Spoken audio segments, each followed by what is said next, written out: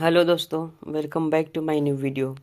तो दोस्तों, इससे पहले वाले वीडियो में मैंने एक सैमसंग की पीसीबी रिपेयर किया था और उसमें रिपेयर नहीं किया था। हमारे पास ये 3 पीसीबी आई थी, जिसमें से एक सही निकली थी और 2 ख़राब थी। तो मैंने एक को सही करके कस्टमर के पास भेज दिया। अब हमारे पास ये दोनों, ये जो टूटी हुई और इसमें भी टूटी हुई है दोस्तों।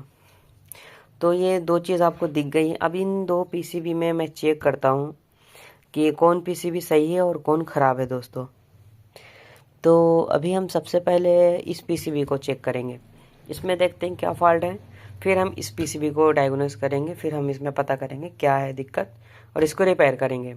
तो दोस्तों, आप हमारे चैनल पर नए हो तो चैनल को कर दो सब्सक्राइब, वीडियो को लाइक कर दो दोस्तों। तो मैंने एक पीसीबी को साइड कर दिया दोस्तों, ये देखिए मैंने इसको साइड कर दिया। और दूसरी, अभी मैं इसमें सारे कनेक्शन करता हूँ और फिर देखता हूँ कि ये ऑन होती है या नहीं होती है।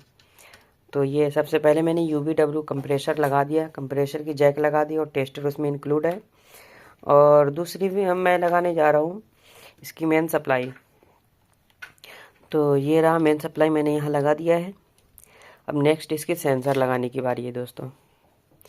तो इसकी सेंसर मैं लगा देता हूँ यहाँ पे, जो कि मैंने खुद से ही इस सेंसर को बनाया है रेजिस्टेंस के थ्रू। चलिए दोस्तों, अब मैंने सारा कनेक्शन कर दिया है। अब बारी है सप्लाई देने की। तो मैं यहाँ पे सप्लाई देता हूँ। ये लाइट आई और चली गई और इसमें भी आ गई दोस्तों, रिले ऑन हुई, ऑफ हो गई। अब देखते हैं सप्लाई आउट करती है नहीं करती है। देखिए देखिए दोस्तों, यहाँ पे 3 सिग्नल पहले आई है, फिर 3 सिग्नल बाद में आई, यानी ये वन साइड शॉर्टेड है दोस्तों। और इसमें एरर भी आप देख सकते हैं, 1 2 3, 1 2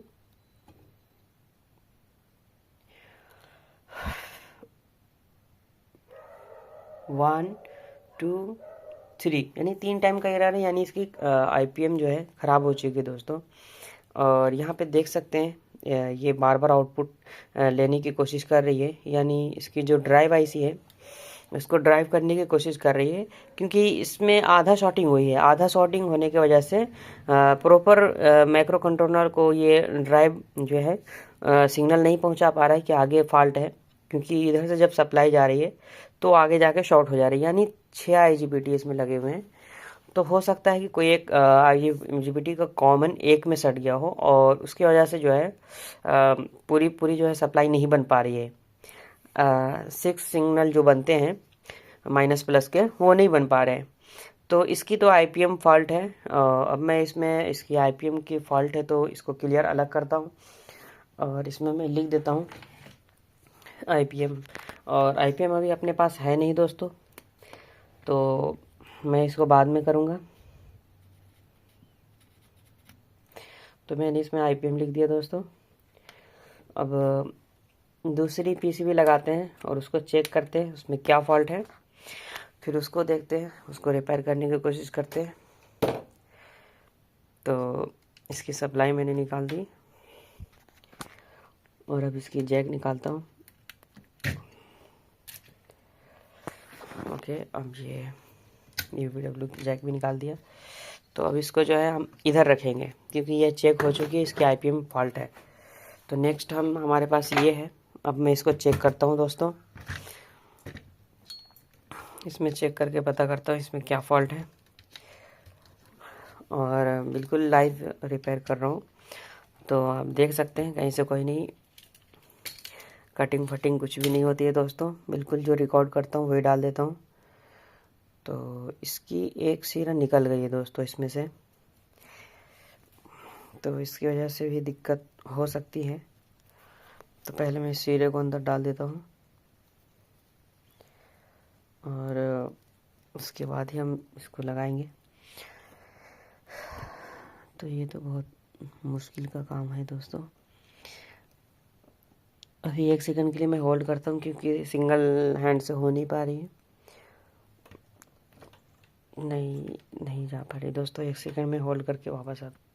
तो दोस्तों, मैंने इसमें बिल्कुल ये वाली जो सिरा निकल गई थी इसकी पिन, मैंने उसको इसमें ऐड कर दिया है। अब मैं इसकी कनेक्शन करता हूँ और मैं चेक करता हूँ कि कंप्रेसर ऑन हो रही है या इसमें क्या फॉल्ट है। इसमें पहले सबसे पहले तो फॉल्ट फाइंड आउट करता हूँ। मैंने पिछले वीडियो में बताया था कि इसकी जो है ये आईसी ख़राब हो गई है, लेकिन मैंने इसको साफ़ करने की कोशिश किया है और अभी ठीक है। मैं भी चेक करता हूँ और इसमें देखता हूँ क्या फॉल्ट है। तो इसमें सप्लाई आई, रिले ऑन हुई, ऑफ भी हो गई है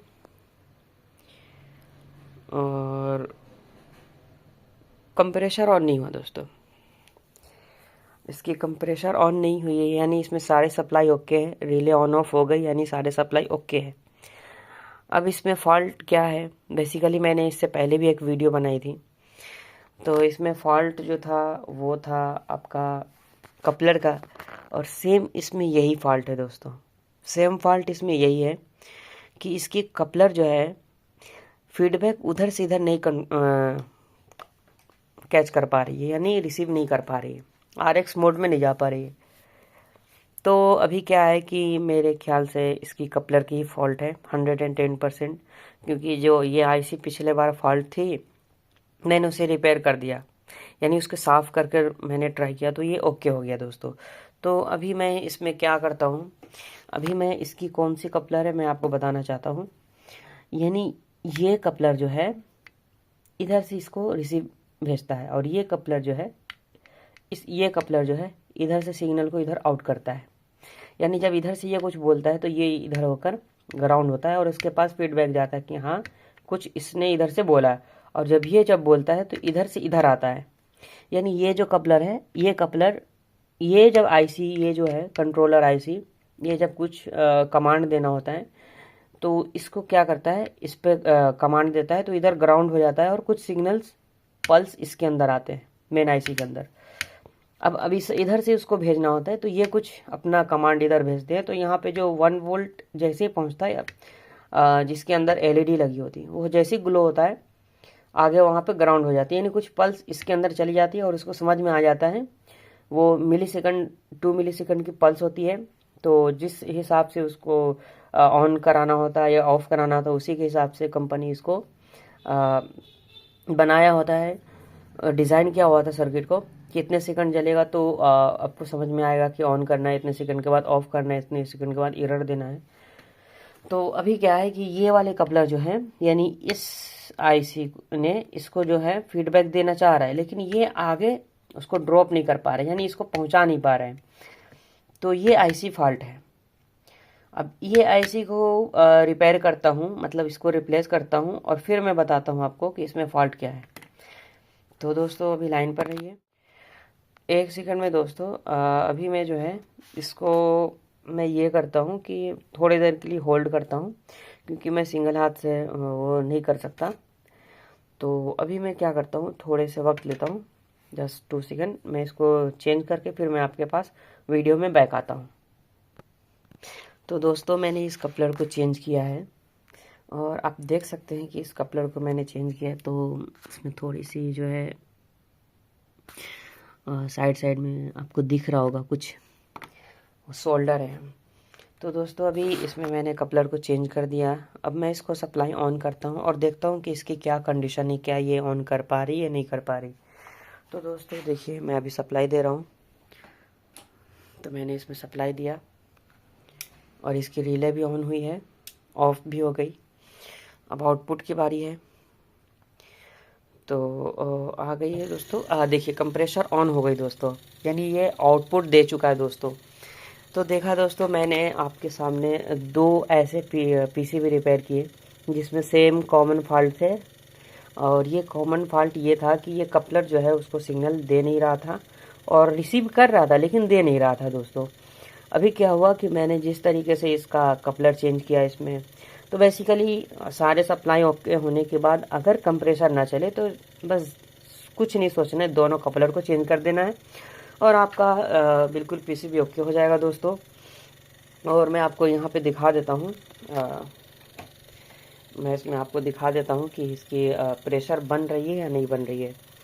अब आप देख सकते हैं कि इसकी जो आईसी है, आईसी की कंडीशन बिल्कुल बहुत बुरी है, मतलब पूरे इसमें डस्ट आ गए हैं, लेकिन फिर भी मैं उसको सही करके देखा हूँ, ट्राई किया हूँ, वरना ऐसा कंडीशन में ये आईसी को चेंज कर देना ही बेहतर था। लेकिन अब कस्टमर के ऊपर और भी पैसे बढ़ जाते हैं, उनको और भी मतलब बजट में प्रॉब्लम आ सकती थी।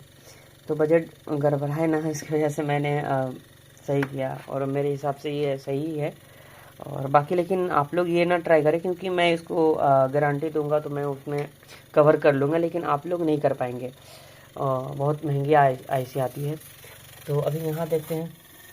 देखिए दोस्तों, ये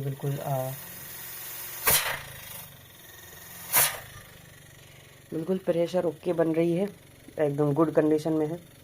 और सारे आईसी नॉर्मल है, कोई हीटिंग नहीं है। आपको हीटिंग भी चेक करना है दोस्तों। कोई भी आईसी अगर हीट होती है तो आप समझ जाइएगा कि वो आईसी फॉल्टी है, जिसकी वजह से और ऐसे केसेस में ज़्यादातर ये भी सही होते हैं दोस्तों। ज़्यादातर ये आईसी या ये आईसी अक्सर केस में ये आईसी ज़्यादातर फॉल्ट होते हैं, लेकिन सेम बहुत कम है कि ये आईसी फॉल्ट होती है। और ये आईसी तो ख़राब बहुत ही होती नहीं, समझ लीजिए दोस्तों। अब इसके कंप्रेसर की जो टाइमिंग होती है 2 या 3 मिनट, उसके बाद जो है वो अपना स्पीड को रन कराता है, बूस्ट कराता है। तो दोस्तों देखिए, अभी कंप्रेसर की स्पीड आप खुद सुन सकते हैं। ये स्पीड बढ़ती जा रही है दोस्तों। और UVWB जो है सिग्नल कंटिन्यू आउट कर रही है। आपको इस पर दिख पा रहा होगा वीडियो में कि ये किस तरीके से आउट करती है। देखिए कितनी स्पीड में फ्लैक्चुएट बिल्कुल बारीक सी दिख रही है, लेकिन हो रही है, यानी माइनस प्लस दे रही है। और कंप्रेसर की स्पीड आप देख सकते हैं, बिल्कुल हाई RPM इसको चलाने का कोशिश कर रहा है, क्योंकि इसमें जो सेंसर लगे होते हैं वो आपने जो है आप देखेंगे एवापोरेटर जो कॉइल होता है अंदर में फ्रिज के अंदर, उसके अंदर सेंसर लगे होते हैं। अगर ये धीरे धीरे चल रहा है और उसमें कूलिंग थोड़ी बहुत आ रही है तो अपनी नॉर्मल कंडीशन में होंगे। और अभी IPM को समझ में ये आ रहा है कि मैं इतने देर से चला रहा हूँ, लेकिन आगे वो जो है कूलिंग नहीं कर रही, यानी हमारे कंप्रेसर की रनिंग में दिक्कत है। तो और स्पीड बूस्ट कर रहे हैं अपने आप को, ताकि क्या हो कि और स्पीड हो तो अंदर में जो है कूलिंग जल्दी हो, उसमें कूलिंग हो। जैसे उसके सेंसर पे कूलिंग जैसे ही आएगी तो ये अपने आप को नॉर्मल में कर लेगा दोस्तों। तो अभी आप देख सकते हैं इसकी स्पीड, मैं हाथ नहीं रख पा रहा हूँ दोस्तों, बहुत ही तेज़ चल रही है दोस्तों। तो वीडियो कैसा लगा दोस्तों? मैंने आप लोगों के लिए एक नॉलेजेबल वीडियो बनाया है। अगर वीडियो पसंद आई हो तो वीडियो को लाइक एंड शेयर ज़रूर करें। अगर आप हमारे चैनल पर नए हैं तो आप अपने भाई को सपोर्ट करें और चैनल को सब्सक्राइब करें।